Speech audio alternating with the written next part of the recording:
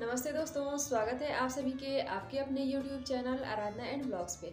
दोस्तों, आज की वीडियो में हम बात करेंगे महाशिवरात्रि 2025 के बारे में कि तिथि कब से प्रारंभ होगी, कब समाप्त हो जाएगी, चारों प्रहर की पूजा का शुभ समय कब से लेकर कब तक रहने वाला है, निशिता काल का समय कब से लेकर कब तक रहेगा, क्या गर्भवती महिलाओं को महाशिवरात्रि का व्रत पूजा इत्यादि करना चाहिए, अगर करना चाहिए तो किस तरीके से करना चाहिए, क्या नया व्रत इस साल हम शुरू कर सकते हैं, यानी कि साल 2025 में हम शुरू कर सकते हैं या फिर नहीं कर सकते हैं, बीच में व्रत छूट गया है तो क्या उसको हम शुरू कर सकते हैं या फिर नहीं कर सकते हैं। तो चलिए दोस्तों, बिना देरी किए वीडियो को शुरू करते हैं और जान लेते हैं सारी जानकारी को। तो चलिए दोस्तों, सबसे पहले तो हम देख लेते हैं कि तिथि कब से प्रारंभ होगी, कब समाप्त हो जाएगी। हालांकि दोस्तों, इससे पहले एक और भी वीडियो महाशिवरात्रि के ऊपर आ चुकी है, तो आप इस वीडियो को देखने के बाद ऊपर आई बटन पे क्लिक करके उसको भी आप देख सकते हैं। ठीक है, तो वहाँ भी चारों प्रहर की पूजा का शुभ समय दिया गया है और बाकी की कुछ महत्वपूर्ण बातें इस वीडियो में हम जानेंगे। दोस्तों, सबसे पहले तो हम देख लें कि महाशिवरात्रि का व्रत जो पूजा पाठ इत्यादि किया जाएगा वो किस दिन किया जाएगा, किस डेट को किया जाएगा। तो दोस्तों, वो जो है वो किया जाएगा 26 फरवरी 2025 को, दिन होगा बुधवार। इसी दिन महाशिवरात्रि का पूजन व्रत जो लोग करते हैं, क्योंकि भारत में बहुत सारे लोग जो हैं वो कि महाशिवरात्रि का व्रत पूजा इत्यादि करते हैं और साथ में उपवास भी रखते हैं। जिनकी शादियां नहीं होती हैं, मतलब शादी होने में कोई कठिनाई दिक्कत हो रही है, तो वो लोग भी आज के दिन व्रत करते हैं, उपवास रखते हैं, गठबंधन करते हैं माता पार्वती और भगवान भोलेनाथ को। बहुत सारे लोग जो है कि उपाय भी करते हैं शादी जल्दी होने के लिए। ठीक है, तो आप देख लीजिए कि आपको कौन सा मतलब उपाय करना है या क्या करना है। बाकी नॉर्मल साधारण विधि से तो पूजा पाठ हम सभी करते ही हैं। ठीक है, तो चलिए दोस्तों, अब हम देख लेते हैं कि तिथि कब से प्रारंभ होगी। तो देखिए दोस्तों, तिथि प्रारंभ होगी 26 फरवरी को सुबह में 11:09 पे और समाप्त हो जाएगी 27 फरवरी को सुबह में 8:54 पे। अब दोस्तों, निशिता काल की पूजा का भी विशेष महत्व होता है, क्योंकि महाशिवरात्रि का पूजा जो है वो पूरे रात हम कर सकते हैं, यानी कि चारों प्रहर की पूजा, प्रदोष काल के समय भी हम पूजा कर सकते हैं, निशिता काल में भी हम पूजा पाठ कर सकते हैं। ठीक है, तो निशिता काल का समय कब से लेकर कब तक रहने वाला है। तो निशिता काल का समय रहेगा 12:09 से लेकर 12:59 तक का जो समय है वो है निशिता काल के पूजा का समय। अगर आप मतलब सुबह में या फिर चारों प्रहर की पूजा नहीं कर सकते हैं तो आप निशिता काल में भी भगवान भोलेनाथ की पूजा महाशिवरात्रि के दिन कर सकते हैं। दोस्तों देखिए, आज के दिन यानी कि महाशिवरात्रि जिस दिन पड़ेगा उस दिन महाकुंभ मेले का जो है वो समापन भी है, अंतिम दिन भी है। तो आप चाहें तो अंतिम दिन भी जाके और महाकुंभ में स्नान कर सकते हैं। अब दोस्तों, गर्भवती महिलाएं जो है, माताएं बहनें हैं, उन्हें किस तरह से पूजा पाठ व्रत इत्यादि करना चाहिए। तो देखिए दोस्तों, अगर आपने व्रत मतलब पहले से ही शुरू कर लिए हैं तो आप कर सकते हैं, क्योंकि वैसे भी फलाहार, ये महाशिवरात्रि का व्रत जो है वो फलाहार ही किया जाता है। व्रत में अनाज और नमक नहीं खाया जाता है। ठीक है, लेकिन अगर आपकी कंडीशन ऐसी है कि गर्भावस्था में भी आप इस तरह से फलाहार पे नहीं रह सकते हैं, तो आप एक समय मीठा भोजन भी करके पूजा पाठ कर सकते हैं, या फिर आप चाहें तो सिर्फ पूजा पाठ करके और फलाहार या फिर जो साधारण शुद्ध सात्विक भोजन होता है उसको भी ग्रहण कर सकते हैं। ठीक है, ऐसा नहीं है कि बिल्कुल जान देना है और पूजा करना है। तो ये क्लियर हो गया।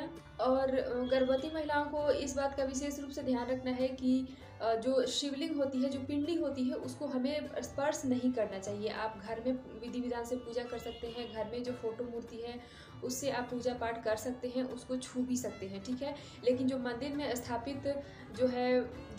स्थापित शिवलिंग होता है उसे हमें अपने हाथों से स्पर्श नहीं करना चाहिए गर्भावस्था के समय। तो आपको इस बात का विशेष रूप से ध्यान रखना है। मासिक धर्म में हमें किस तरह से पूजा पाठ करना चाहिए। तो देखिए दोस्तों, मासिक धर्म में आप पूजा मतलब व्रत रख सकते हैं, सिर्फ पूजा पाठ मंदिर में जाके नहीं कर सकते हैं। कुछ सामग्री आप अपने घर परिवार वालों को दे सकते हैं पूजा पाठ करने के लिए। आपको पहला व्रत जो है इसी साल उठाना है और आपको पीरियड हो गया है, तो ऐसे में कोशिश करें कि महाशिवरात्रि का व्रत ना करें, क्योंकि पहली बार हम व्रत करेंगे और भगवान भोलेनाथ की पूजा तो हम कर नहीं पाएंगे। तो इसलिए आपको जो है, अगर आपका पीरियड है और पहली बार महाशिवरात्रि का व्रत करना है तो आप ना करें। ठीक है, बाकी जो साधारण लोग हैं और पहली बार इस व्रत को शुरू करना चाहते हैं, लड़का लड़की कोई भी मनुष्य है, तो वो जो है साल 2025 में शुरू कर सकता है। कहीं कोई अधिक मास नहीं है, कहीं कोई 2 मास वगैरह की समस्या नहीं है, तो आप पहली बार भी इस व्रत को शुरू कर सकते हैं। और इसके अलावा 2-3 साल किए हैं और पिछले साल जो है वो छूट गया है महाशिवरात्रि के बाद किसी कारणवश, ठीक है। तो इस साल हम करें या फिर नहीं, तो जी बिल्कुल आप इस साल भी कर सकते हैं, छूटा हुआ व्रत भी कर सकते हैं, नया व्रत भी उठा सकते हैं, जैसा चाहें वैसा आप व्रत कर सकते हैं। रुद्राभिषेक करवाएं कि नहीं, बहुत सारे लोगों के मन में ये भी होगा कि हम महाशिवरात्रि के दिन रुद्राभिषेक हम करवाएं या फिर नहीं। तो जी हाँ बिल्कुल, आप बिना बेशक आप जो है महाशिवरात्रि के दिन जो है रुद्राभिषेक करवा सकते हैं, क्योंकि महाशिवरात्रि अपने आप में ही बहुत पावन और बहुत पवित्र दिन है। तो आप जो है करवा सकते हैं, कहीं कोई दिक्कत परेशानी नहीं है, क्योंकि ये सबसे शुभ दिन है। आप कोई भी शुभ कार्य इस दिन यानी कि महाशिवरात्रि के दिन शुरू कर सकते हैं।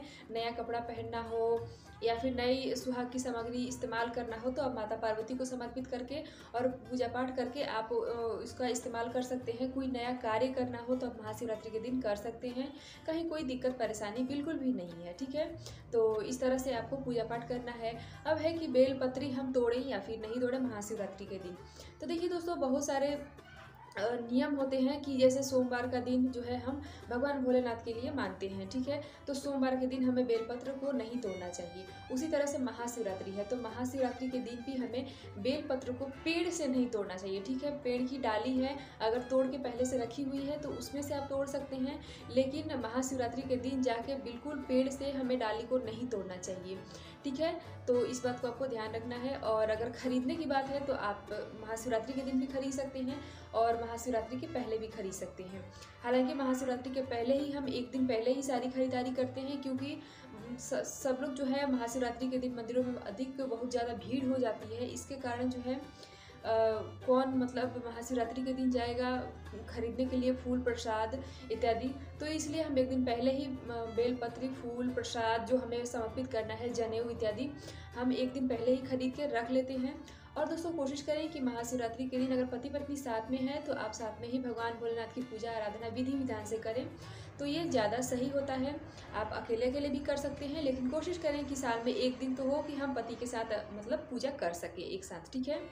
घर के छोटे बच्चे हैं उनको भी आप बोले कि महाशिवरात्रि के दिन अगर वो व्रत नहीं रख पाते हैं तो भी आप उनको बोले कि आप महाशिवरात्रि के दिन मंदिर में जाएं और भगवान भोलेनाथ को जो है आप अभिषेक करें। तो छोटे बच्चे, लड़के लड़कियां जो भी हैं उनको भी आप बोल सकते हैं आज के दिन जो है घर में जो भी बुज़ुर्ग महिलाएं होती हैं या घर में जो भी बुज़ुर्ग व्यक्ति होते हैं जो बहुत मतलब पूजा पाठ नहीं कर सकते हैं या फिर पूरे ठंडी के दिनों में नहीं किए हैं, तो ऐसे सिचुएशन में उनको जो है महाशिवरात्रि के दिन जरूर भगवान भोलेनाथ की पूजा आराधना हमें करना चाहिए और हम अपने घर परिवार वालों को भी हमें करवाना चाहिए, ठीक है। अब है कि क्या हम जो है पूजा करने से पहले चाय या फिर जल ग्रहण कर सकते हैं या फिर नहीं कर सकते हैं। तो देखिए दोस्तों, नियम तो यही है कि हमें कुछ भी ग्रहण नहीं करना चाहिए, इवन पानी तक हमें नहीं पीना चाहिए अगर हमें महाशिवरात्रि के दिन पूजा पाठ करना है तो, ठीक है। लेकिन अगर आजकल के जो है लाइफस्टाइल ऐसी हो गई है कि बहुत सारे लोगों को डायबिटीज़ है, बहुत सारे लोगों को जो है थायराइड की समस्या है, तो ऐसे सिचुएशन में उन्हें गोली लेनी पड़ती है या फिर वो पानी बगैर नहीं रह सकते हैं, उनको डिहाइड्रेशन होने लगता है। तो ऐसे सिचुएशन में आप जो है पूजा करने से पहले यानी कि अभिषेक करने से पहले आप सादा जल और चाय ले सकते हैं, ठीक है।